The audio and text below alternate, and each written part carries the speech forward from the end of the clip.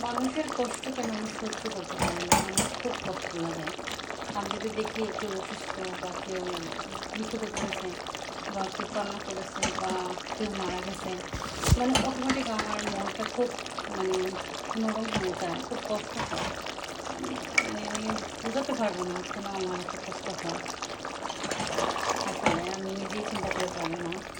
আর আসলে আমি নিজেকে নিজে সার্টিফিকেট দিই আমি অনেক ভালো, কারণ নিজের ভুল বোঝাতে নাই।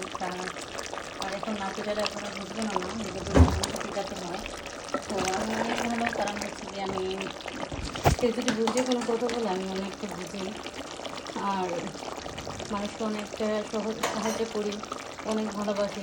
কেউ কিছু বললে মানে ভুলে যাই, ভেতরে রাখি না। কারণ আমার নবীজি যখন কেউ কিছু বলতেন, উনি ঘুমানোর সময় বলতেন আমি সবাইকে মাফ করে দিয়েছি। তো আমি এরকমই, আমি নবীজির উম্মত, তো আমিও চেষ্টা করি আমি কোনো কিছু ভেতরে রাখি না। কারণ হচ্ছে গিয়ে বলা যায় না এখন আমি আছি, কালকে আমি নাও থাকতে পারি। সো কেন আমি এসব ভেতরে রাখবো, কেন এগুলো রাখা মানে হচ্ছে নিজের নিজের জন্য মানে অনেক বড় একটা চিন্তা। তো চিন্তামুক্ত থাকাই ভালো। আল্লাহ আমাদেরকে পাঠিয়েছেন যে জন্য আমরা তারই করি কাজ। ঠিক আছে, অতিরিক্ত কেন চিন্তা আমরা নেব? সে যাই বলুন, যে যেমন করবে তার ফল তেমন পাবে। আজকে আপনাকে একজন ছোট করে কথা বললো, কালকে সে ছোট হবে।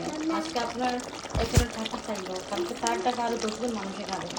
তো আল্লাহ বলছেন যে তোমরা শুধু ধৈর্য ধরো, আমাদেরকে বিশ্বাস রাখো। আমি যে যেমন কর্ম করবে আমি তার ফল অবশ্যই দিব। তো আপনাদেরকে একটা কথা আমি বলবো, কেউ কিছু বললে আপনারা অবশ্যই সাথে সাথে উত্তর দেওয়া ভালো।